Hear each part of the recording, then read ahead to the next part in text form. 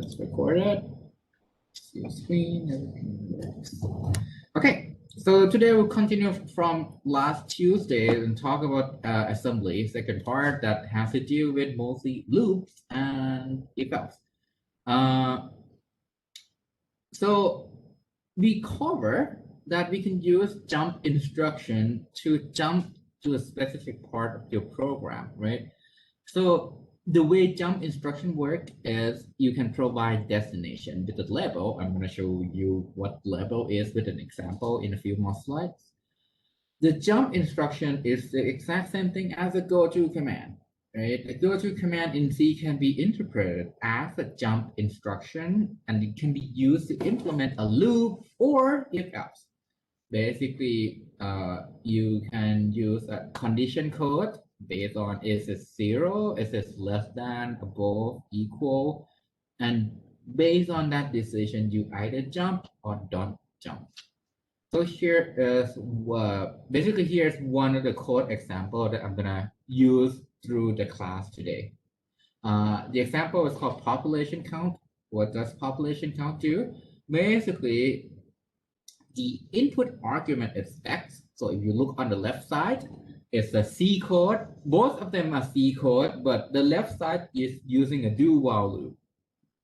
The right side, instead of do while loop, we use go to. One thing you might have noticed is there's a label right here. This line doesn't do anything except to label that this line is called loop. So you can use the go to loop later. Now let's dig into this code and see what it's doing. You have input X, right? And initially result is 0. You increment the result only if X and 1 is basically is 1. And then you shift X by 1. What we are doing here is to take a binary form of X, basically a binary format of X, and count the number of ones in X. So let's say if X is 1, 1, 1, 1, right? In this case, our function would return 4 because there are 4 ones. If X is 1, 0, 0, 1, 1, 0, 0, then it returns 3 because there are 3 ones. So that's what the code is doing. If that's what the code is doing, there's a loop. What does the loop do? You AND, right? You actually do an AND.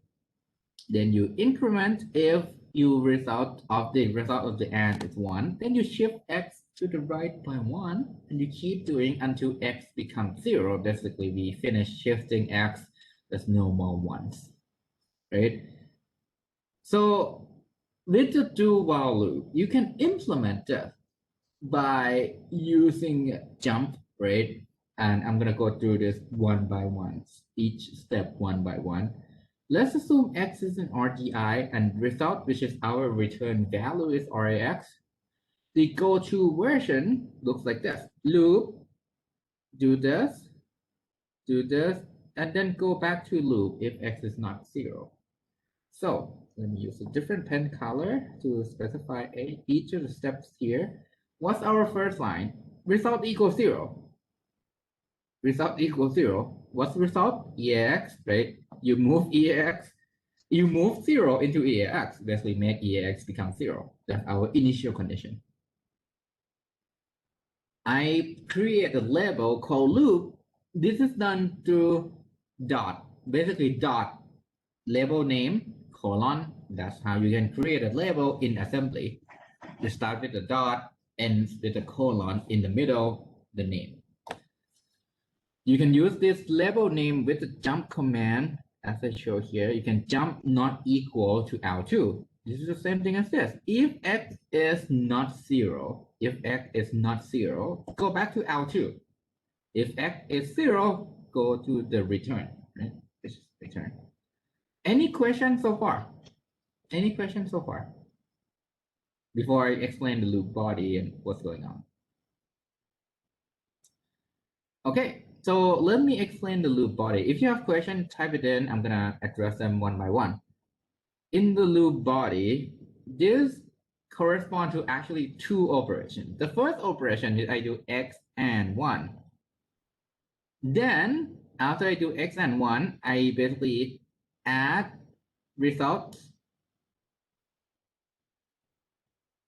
with this, right? This thing go into the next operation.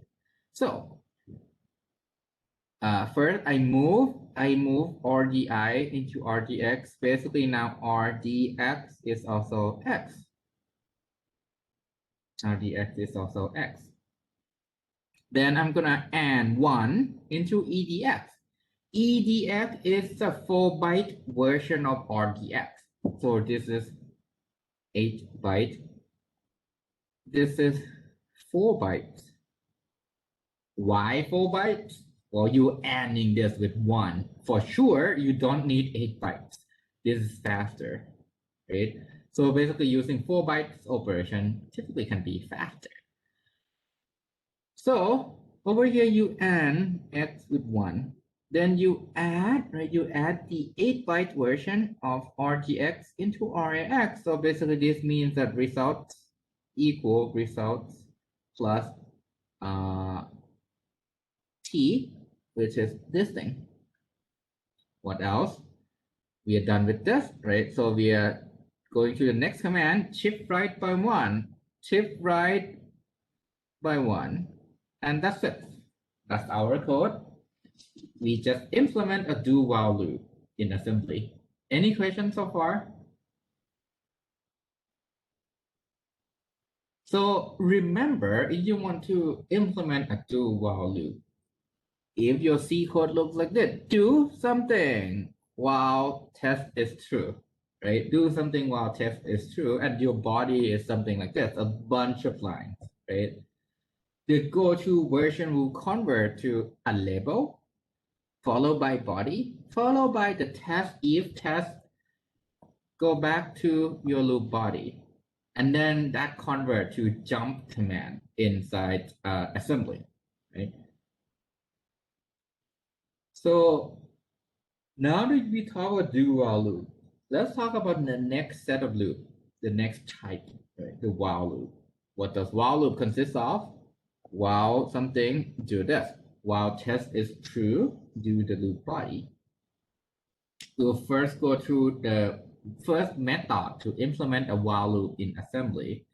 This is called jump to the middle technique. What does jump to the middle mean?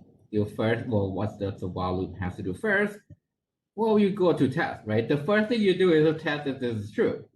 So if you look at test, basically you if test, if it's true, go back to the loop. That's why we call it jump to the middle. You jump into the middle of this green box, right?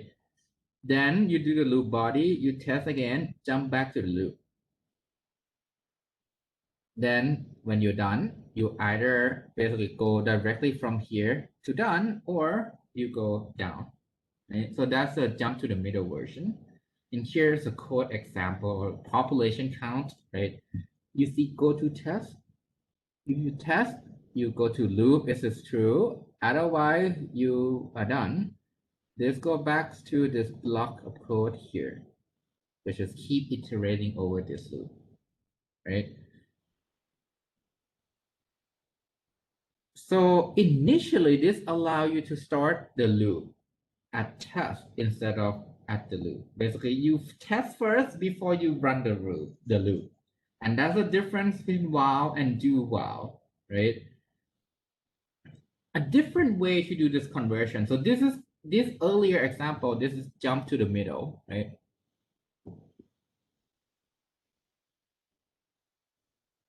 And you can force the GCC compiler to use jump to the middle by adding -OG. This is O and G. So GCC -OG would use this technique if you run into a while loop.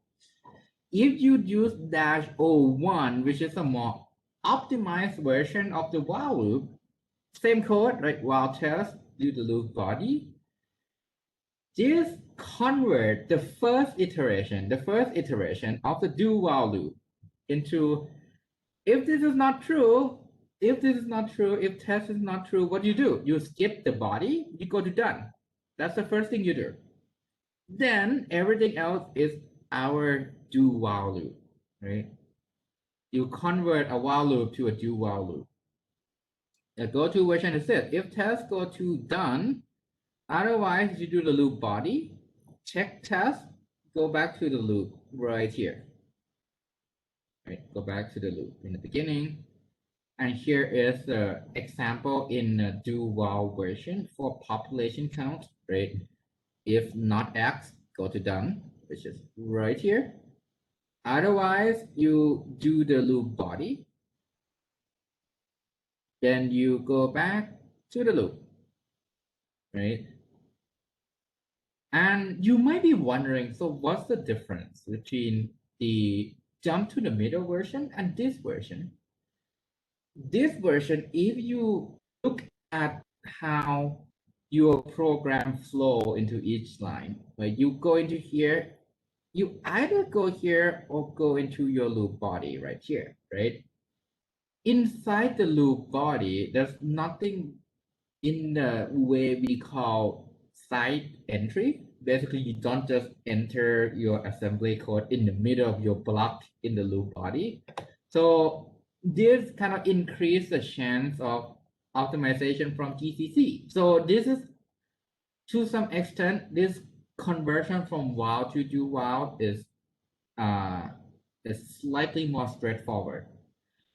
The difference between while loop and do while loop: you first check. If it's not true, you skip the loop. Otherwise, everything else is the exact same thing as a do while loop, right? You just have to deal with the first iteration, and this is the conversion. Now that I talk about the do while loop and the while loop, so it's assembly loop. So there's a question: in assembly, loop and recursion are jump commands. Yes, loop and recursion are done through jump command. Recursion specifically is done through function calls. We're gonna cover function calls in the next lecture. It also involves something like a jump, but it is a little bit more action involved because you have to pass in variables and you also have to pass out the return value. Follow-up question: is this for all languages? Yes. Our languages always boil down to assembly, right? Because that's the only language a computer understands. So every language eventually boils down to assembly. So the way we would implement loops, assuming the compiler behaves the same way, it would look kind of similar. If you start to dig deeper into programming language and compiler, the way we express our program through different languages like Python, C, I don't know, Java, it allows you to compile the code and apply slightly different optimization. That's why you require like a different compiler for each languages. So that's another great question. If the compiler compile the code, will it turn into binary or assembly? It will actually turn into binary, just ones and zero. Assembly is kind of like a human representation of that binary. So computer doesn't really understand like jump and kill. It understands that 111,000, for example, is an add. It may be an add EAX into EBX. So if you look at that file, it's just a bunch of ones and zeros. It's in binary. But you can take that binary and convert into an assembly code that human can understand. So does that answer your question?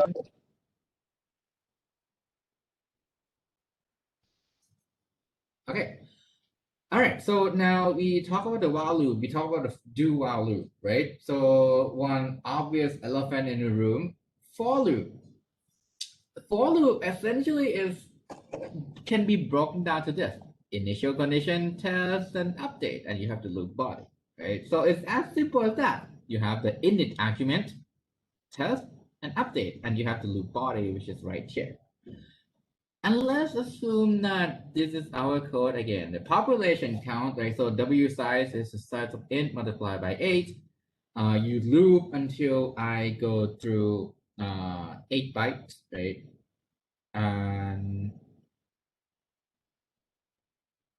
wait, where is W size? 8 multiplied by size of int. Why can't we just do size of long?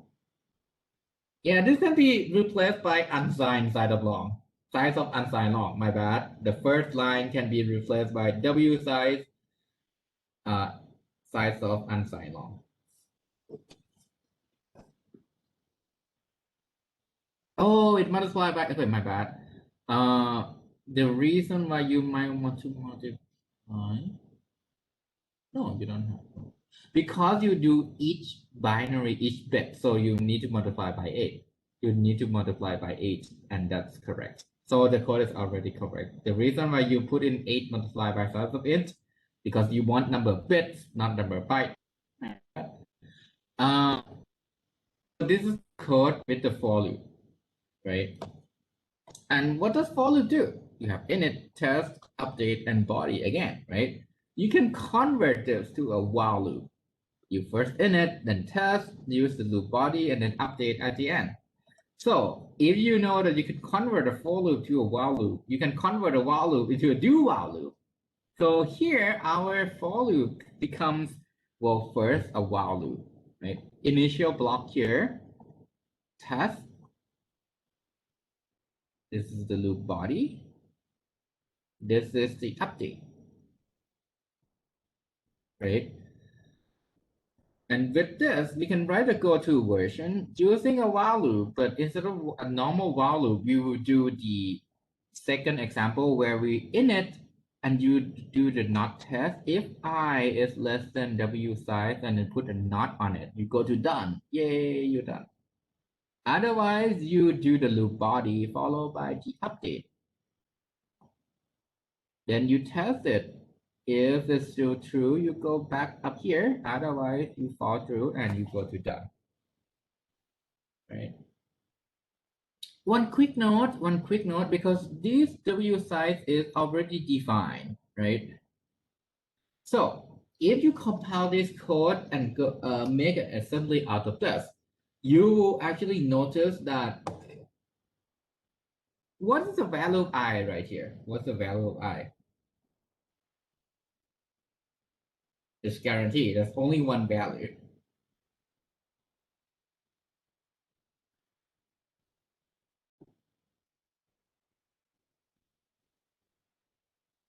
What's the value of I? It's defined the earlier line, that one line before it is 0. Yeah, this I is 0. What's W size?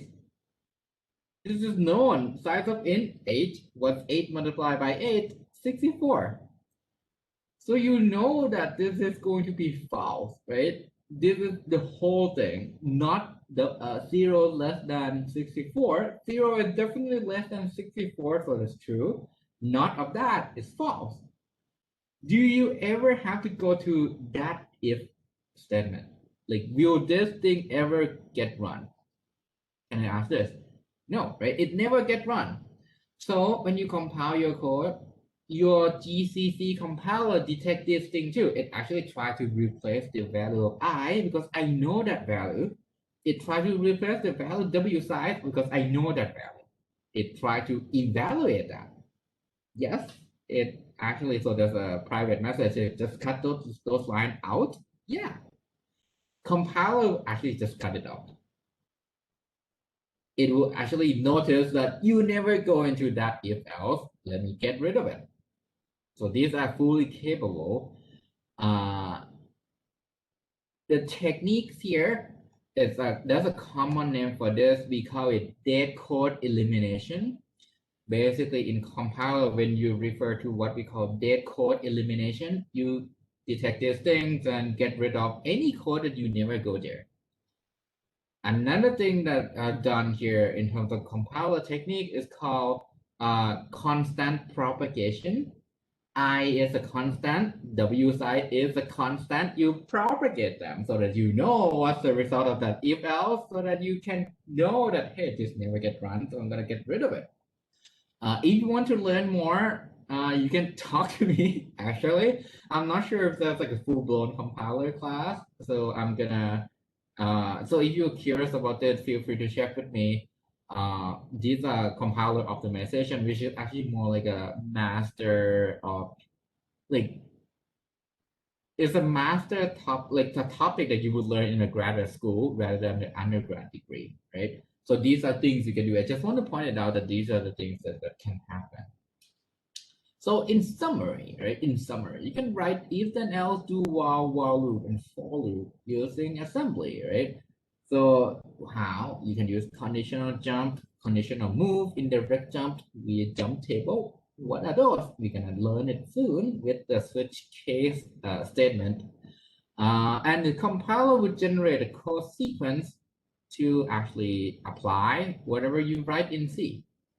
And the standard technique is the loop will be converted to either a do while loop or the jump to the middle format, right?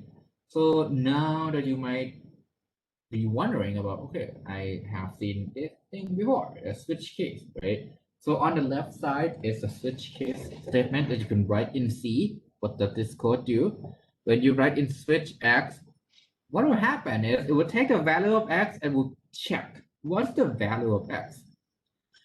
These cases, is this the same as switch case in Java? Basically, if the case match the number here, you run the code inside. Otherwise, if it doesn't match and it has the default statement, it would run whatever is in the default. Otherwise, it will skip running anything, right? So over here, what will happen if X is 4? What will happen if X is 4? What's the value of W?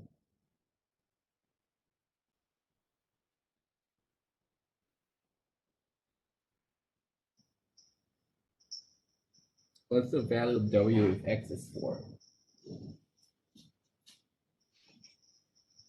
It should be 2 because it goes to the default, right? And then W is 2. It's 2. It's go to default. We have a default here, so it's at the bottom. The W becomes 2. There's also multiple case level where if it's 5 or 6, it would do this thing. W becomes W minus C. So that's 1 minus C, right? If X is 2, if X is 2, it will first do this, then do this, then break, right? So fall through means that if you don't put the break at the end of the case statement, it will go to the next case by default, well, not by default, but by in nature of a switch case statement. If you don't put in the break, that case fall into the next case, fall into the next case, fall into the next case. Any question here? All right, so obviously, right? Obviously, you can use jump for this. Basically, it's a bunch of branch, right? A bunch of eval. If X is 1, jump here. If X is 2, jump here. If X is 3, jump here. If X is 4, jump to the default. If X is 5 or 6, jump here. If X is greater than 6, jump to the default, right? So you can use the direct jump, right? So first of all, what you can do is compare X, right? RDI is X. If X is greater than 6, so JA is jump above. If it's above 6, go to L8. Let's assume L8 is default. So basically this allows you to jump to the default. And then we will now cover what we call a jump table. So what you can see here is what we call location of my jump table. I'm gonna go one step, one by one. So the jump table would look something like this. It's used for what we call indirect jump, right? Indirect jump. A direct jump basically means I'm going to jump here. Jump L8 means I'm gonna go to L8. Pretty simple, right? Direct jump, jump L8, I'm gonna go directly to L8. A jump table use a technique called indirect jump. The table structure, each of the line here is 8 bytes, so that's what the dot quad is for. So that's 8 bytes long. It has the base address at L4, so that's our assumption. The base address is L4.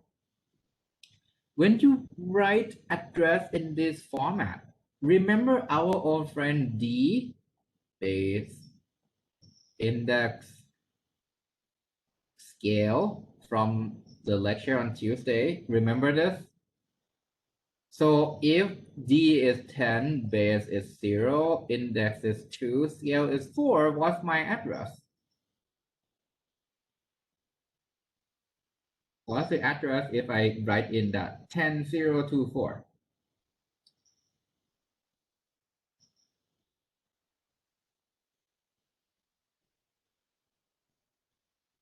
Right, so that's my address. Basically, that's 18. So this is what I write, right?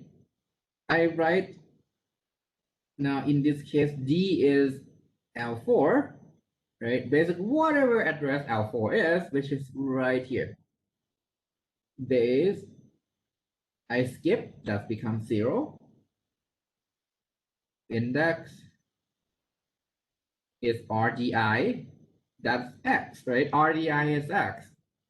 Scale is 8. So if I know that this is L4, this line is L4, if RDI or X is 0, which one of these blocks that I've just listed here that I'm going to? I'm going to replace basically my address, right? If X is 0, my address becomes L4. What's L4? It's this line right here. This line is L8. Basically, if X is 0, I'm jumping to L8. I'm jumping to L8. That's the start of the jump table. If X is 1, then my jump address, right, is L4 plus 8 plus multiplied by 1. So that's L4 plus 8, which is here L3. If X is 2, what's the address? It's L4 plus what? If X is 2, where do I check in the table? L4 plus,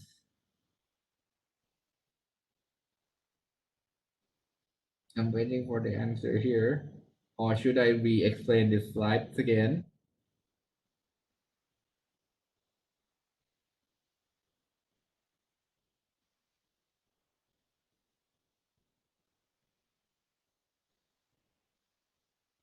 Should I go through this again, or what level will it jump to if X is 2? Okay, so that's fine. All right, so we are going to just focus on this part, the part we call indirect jump, right?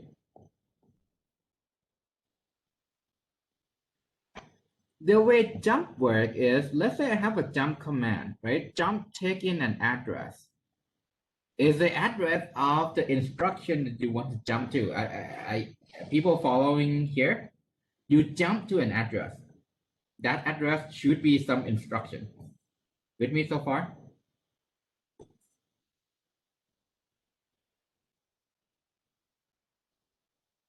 Yes, no?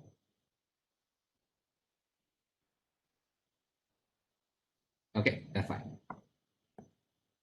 So when I look at the jump command, right? Jump, you can jump to a label like L8.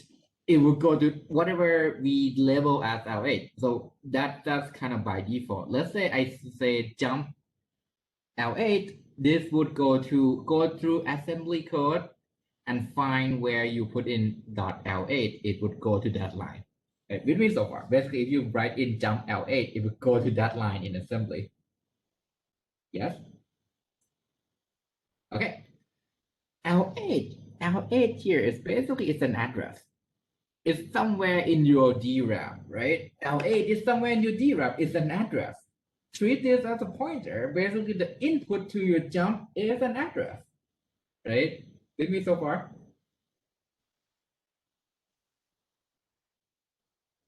Okay, so that's the key. We take in an address as an input for our jump, right? So what's the format of our address?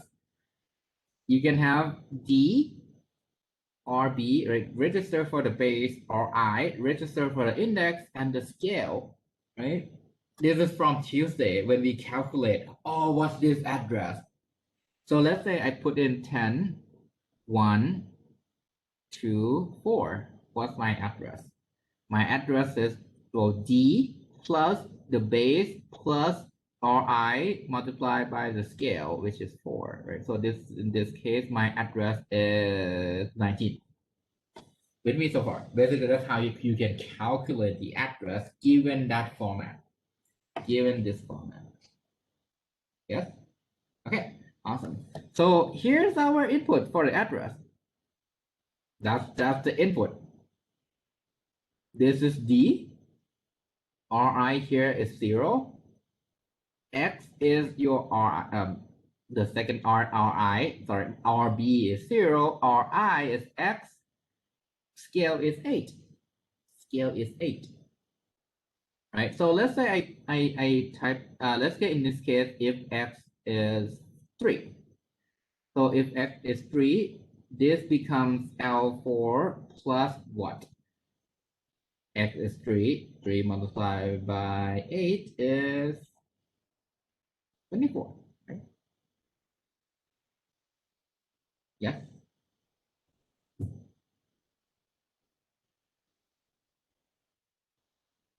That's our address of where we want to jump to. Of where we want to jump to. Yes. Yes. No. Yes. So the star here specified is an indirect jump. So what jump would do is it would look at that address. It would look at that address. This is L4. This is L4 plus 8, L4 plus 16, L4 plus 24, which is right here. You look at that address and see what label is there. See what level is there. So if F is 3, jump to L9. Jump to L9. Basically, that's how you can write the jump table in assembly. You make a space. This dot quad means that give me 8 bytes that I want to put the label on. Basically, dot quad L8. You're gonna put the address of L8, 8 bytes in size, on that position, right? So if you jump to L4, in this case, it looks at L4, which is now L8, then you jump to wherever L8 is. I'm gonna show a more concrete example. So let's keep this mindset. I'm gonna show you an actual example using our switch case that we see earlier, right? Here is our overview, right, high level. Let's say you have a switch case in this format, right? The way the jump table work is, this would be the jump target when X is 0, when the argument is 1, argument is 2, argument is n minus 1. This target would point to this block 0. Target 1 would be pointing to block 1, which is just target n minus 1. Oh, not my, sorry. 2 will point here. All right. And then block n minus 1, which is right here, is pointed by this thing, right? And here is more of a breakdown. So we have a switch case C code that we see earlier, right? Which has a switch case. If X is 0, what case does it go to? So if X is 0, what case does it go to? Default, right? Default. You go to default if X is 0. Let's assume that in the assembly code, we label this as L3, this is L5, this is L9, this is L7, this is L8. So if you want to go to case 1, you go jump to L3. If you want to case 2, jump to L5. In this particular example, the jump table, the one that corresponds to when x is 0 would should have L8 in it because it's default, right? Another case that's go to default is an x is 4, right? So it's again go to L8. A case where it goes to L7 is when you have x is 5 and 6. So for 5 and 6, you put in L7. For case L2, you go to L5, x1 go to L3, x3 go to L9, based on just what we assume here, right? Any questions so far? Or are you with me?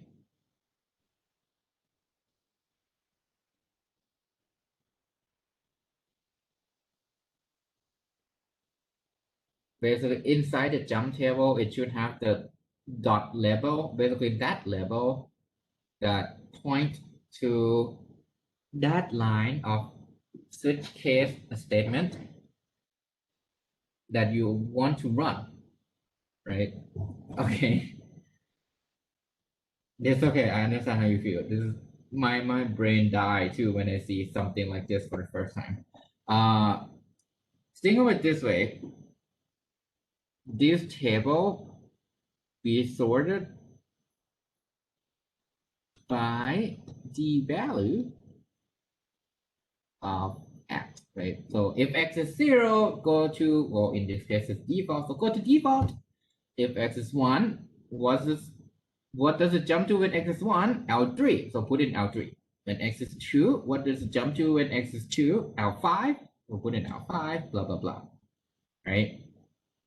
And here is, well, first of all, I'm going to show each step one by one. So in here, wait, you have the switch argument, the same code example as we see earlier. This is our indirect jump, right? Star dot L4, because L4 is right here. Use X, right? RDI, this is X. Use X as an index into this table, right? For X, if X is 0, get the first item. If X is 1, get the second item, blah, blah, blah. Let's assume this is the same code in assembly. Let's assume that's the same switch case in assembly. That switch case. If x is 0, what does it jump to? Anyone remember? When x is 0, go to what? Anyone remember?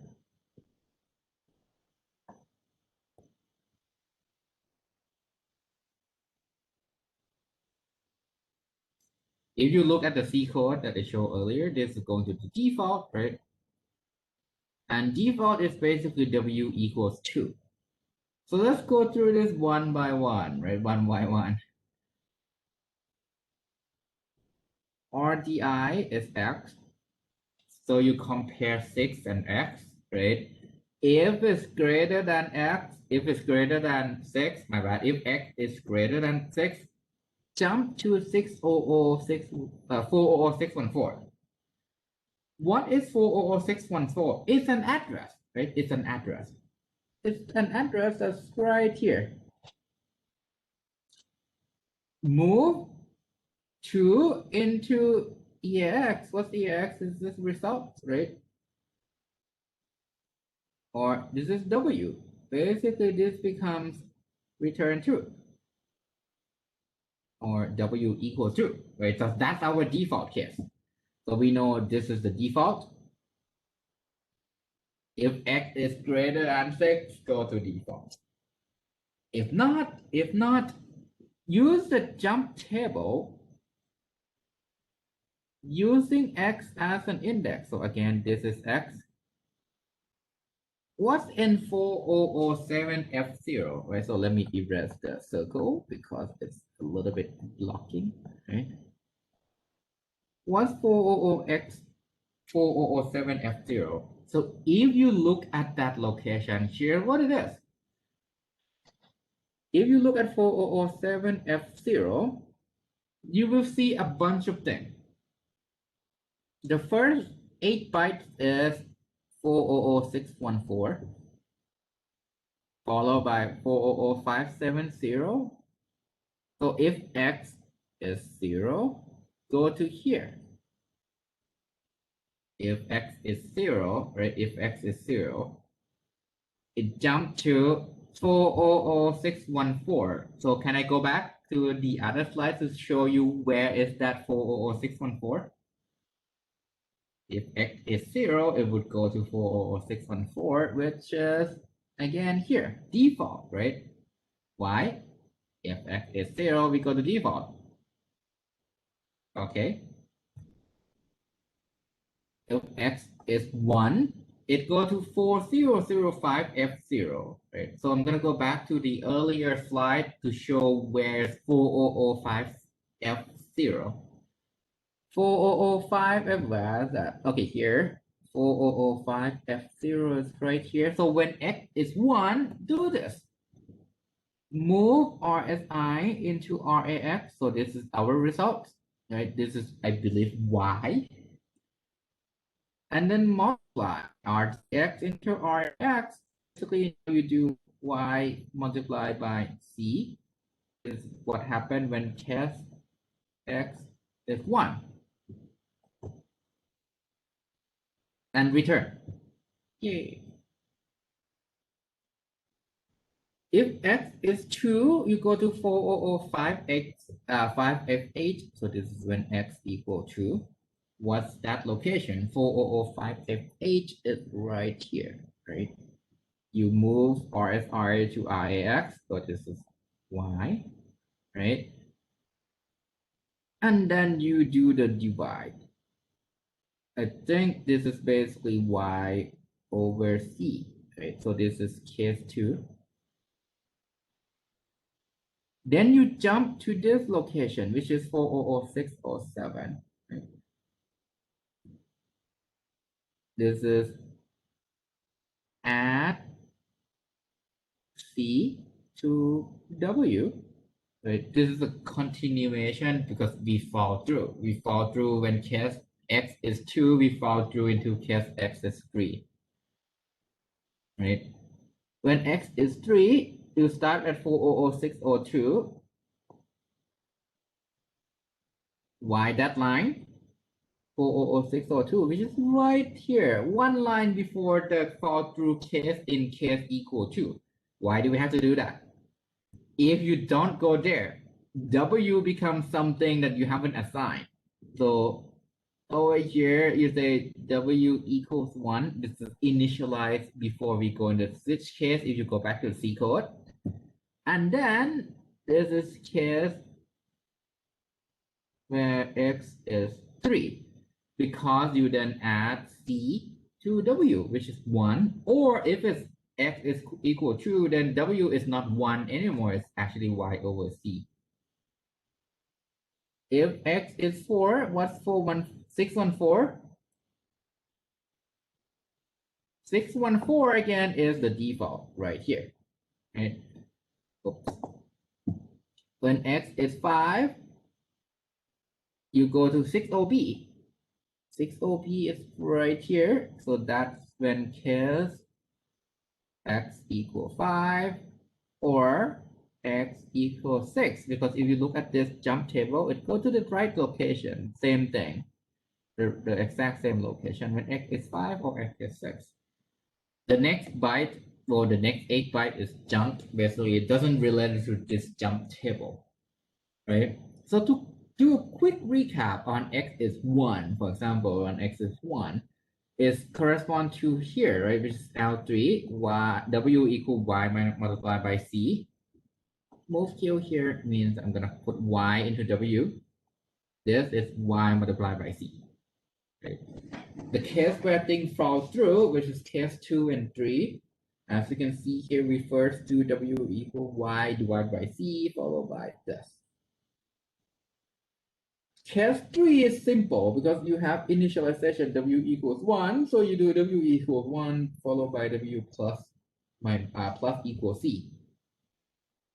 If X is 2, you go here and you then go to this line, which is merged with case 3, right?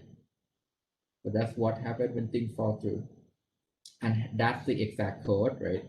Just go to merge, merge is right here. And then otherwise you start with W equal 1 or Y over C.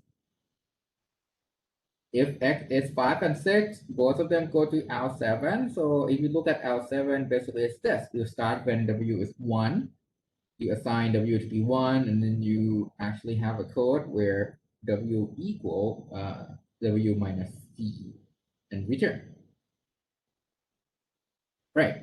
So one last thing before I wrap up the switch case, right?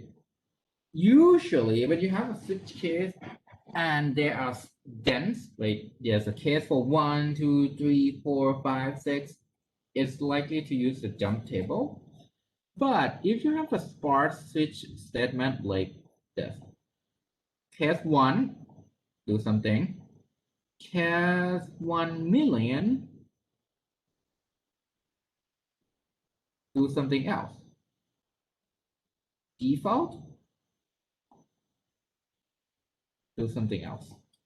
How many, if I use a jump table, how many entries do I need in a jump table? If I want to just cover these 3 cases, I need to cover a case when X is 1, when X is 1,000,000, and the default, which is everything in the middle, right? So my table has to start from when X is 0, X is 1, X is 2, X is 3, X is 4, X is 5, blah, blah, blah, blah.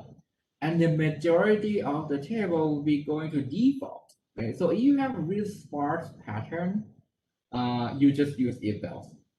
Basically, now the jump will be converted to mostly just direct jump with if else and compare. All right. And that's it for today. Before we leave, I kind of want to leave out this part where to keep in mind, right? When you compile the program, this is already asked actually during this session. When you compile the assembly program, the result depends on the ISA. It depends on the compiler. It depends on compiler optimization. It depends on the language. And if you want to write your own compiler optimization, doing those like eliminate the code, detecting the constant, you can try using RLVM compiler infrastructure project. Anyone here use a Mac OS? Well, actually, a bunch of you actually use a Mac OS. You will realize that the Mac OS requires CLang instead of GCC. CLang is a part of the RLVM project, right? It allows you to optimize the compiler for different languages and also understand the languages so that you can further optimize your program automatically using the compiler. You can also modify your own ISA using now some of these. We do have open ISA like RISC-V, but RISC-V is an open ISA where researcher and startup companies that want to start their own hardware development without using x86 ISA or ARM ISA, you can use RISC-V. So these are open source tools that you can use and define your own language, compiler, and ISA. I want to kind of break this bubble of most computer scientists that assume you only have to stick with these set of languages, these set of machines, right? I'm the type, I'm the researcher who works on the area of like, oh, let's come up with a new hardware. So I want you to be mindful, I guess, that, hey, you can actually propose a new hardware too that address the problem, that address the pain that previous set of software ran into, right? I fix software problem with new hardware. So now that basically that's it for the class today. I realized we ended up in a little bit earlier than usual. That's by design because I want to so there are 2 questions. First of all, the first question is what's the difference between the compiler and the runtime system, right? The compiler do auto optimization before you run it. This is static information. When you write a program, before you run them, it would look at your program, analyze everything, and then try to maximize the speed, or there's some goal. Most of the time, it performance. So you spit a basic compiler will spit out the binary in a way that is fastest, right? So that's compiler. The runtime system is more like when you actually running your program, the operating system and the hardware and actually information gained from the compiler will be together be used to make the program even faster. So one of them happened before you run it, the other one happened after you click run or type enter and run. Okay, so hopefully that answers your question between the different. How about actually there's another comment saying you wanted to design hardware. Let me know. My group is actually hardware group. So we do design hardware. And we do a lot of simulation. Basically, we simulate what will happen if we make changes in the hardware. You evaluate to say if there's any benefit with certain modification on your chip, on your memory, on your system. So yeah, feel free to let me know. Anyway, so now that we are actually about an hour in, the rest of this lecture, we will cover a Q&A. You can ask the question now. I'm going to basically move to Discord, which for some reason only a few you joined us. So, so if you need to go and work on other assignments or in-class exercise or any exercise or midterm or study for the midterm, let me know. Or you can leave and go work on that. But the remaining 1 hour is for you to do a Q&A. Any last minute question for the midterm? If it's about the formatting, if it's about everything that would benefit every one of you here, feel free to ask it now. So I'm gonna open the session for about 5 minutes to handle those questions. Afterward, I'm gonna basically make copy and I'll be back around 3:10 on Discord to handle in-class exercise, assignments, and midterm related questions. Be mindful that I actually open up in class 9. In class 9 is assembly. Basically, this is assembly related. I throw you some example and ask you what they are. This is designed so that you can work on it after the midterm. After the midterm. So you can have a clear blank like reset button. Say, hey, midterm, throw everything I learned from C and Linux. Hopefully you don't throw stuff from C because assignment 3 and 4 will still ask you to do those things. But it allows you kind of basically switch to, hey, let's dive into assembly and program representation and all those things, right?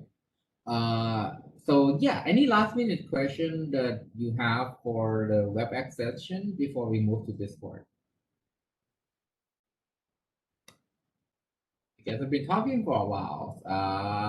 If you have questions, you would have typed in already. I'm gonna wait 3 more minutes before we take a 5 minutes break. We'll meet again at 3:10. All right. So let's stop recording.